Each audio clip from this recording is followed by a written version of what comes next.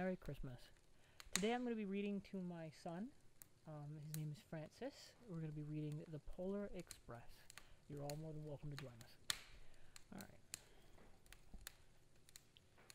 I don't know how to approach this. The Polar Express. Written and illustrated by Chris Van Allsburg. If I mispronounced your name, I do apologize. Oh wow, that's a lot of pages. Okay, here we go. On Christmas Eve, many years ago, I lay quietly in my bed. I did not rustle the sheets.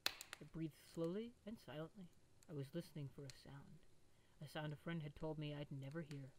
The ringing bells of Santa's sleigh. There is no Santa, my friend had insisted, but I knew he was wrong. Late that night, I did hear sounds, though not of ringing bells. From outside came the sounds of hissing steam and squeaking metal. I looked through my window and saw a train standing perfectly still in front of my house. It was wrapped in an apron of steam. Snowflakes fell lightly around it. A conductor stood at the open door of one of the cars. He took a large pocket watch from his vest, then looked up at my window. I put on my slippers and robe. I tiptoed downstairs and out the door. "All aboard!" the conductor cried out. I ran up to him. "Well," he said, "are you coming?" "Where?" I asked. "Why, to the North Pole, of course," was his answer. "This is the Polar Express." I took his outstretched hand, and he pulled me aboard.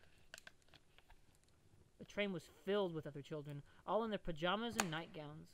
We sang Christmas carols and ate candies with nougat centers as white as snow. We drank hot cocoa as thick and rich as melted chocolate bars.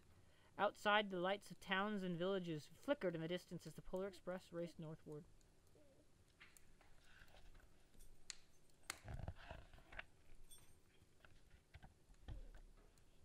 Soon there would be no more lights to be seen. We traveled through the cold, dark forests, where lean wolves roamed and white-tailed rabbits hid from our train as it thundered through the quiet wilderness. We climbed mountains so high, it seemed as if we would scrape the moon, but the Polar Express never slowed down. Faster and faster we ran along, rolling over peaks and through valleys like a car on a roller coaster. The mountains turned into hills, the hills to snow-covered plains. We crossed a barren desert of ice, the great polar ice cap. Lights appeared in the distance. They looked like the lights of a strange ocean liner sailing on a frozen sea. "There," said the conductor, "is the North Pole." The North Pole. It was a huge city standing alone at the top of the world, filled with factories where every Christmas toy was ever made. At first we saw no elves. "They are gathering at the center of the city," the conductor told us. "That is where Santa will give the first gift of Christmas." "Who receives the first gift?" we all asked. The conductor answered, "He will choose one of you." "Look!" shouted one of the children. "The elves!" Outside we saw hundreds of elves. As our train drew closer to the center of the North Pole, we slowed to a crawl.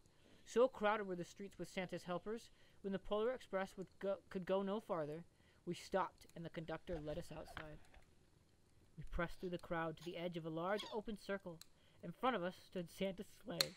The reindeer were excited. They pranced and paced, ringing the silver sleigh bells that hung from their harnesses. It was a magical sound, like nothing I'd ever heard. Across the circle, the elves moved apart, and Santa Claus appeared. The elves cheered wildly.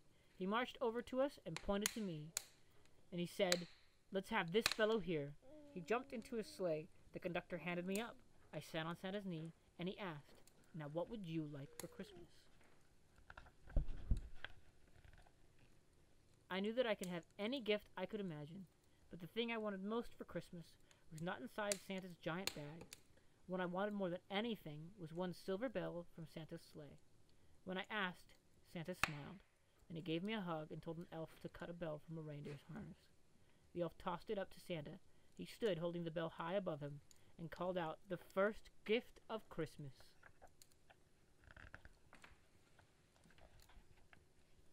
A clock struck midnight as the elves roared their approval. Santa handed the bell to me, and I put it in my bathrobe pocket. The conductor helped me down from the sleigh. Santa shouted out the reindeers' names and cracked his whip.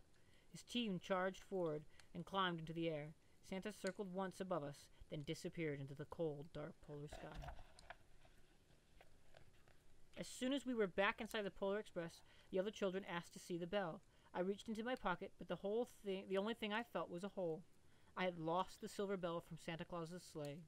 "Let's hurry outside and look for it," one of the children said, but the train gave a sudden lurch and started moving. We were on our way home. Yeah. It broke my heart to lose the bell. When the train reached my house, I sadly left the other children. I stood at my doorway and waved goodbye. Then the conductor said something from the moving train, but I couldn't hear him. "What?" I yelled out. He cupped his hands around his mouth. "Merry Christmas!" he shouted. The Polar Express let out a loud blast from its whistle and sped away. On Christmas morning, my little sister Sarah and I opened our presents.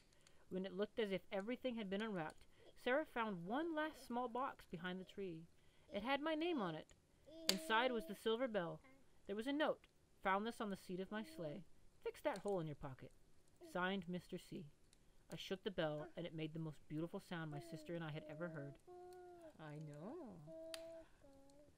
But my mother said, "Oh, that's too bad." "Yes," said my father, "it's broken."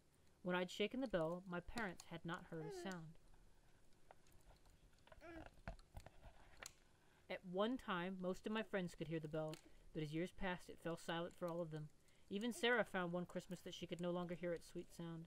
Though I've grown old, the bell still rings for me as it does for all who truly believe.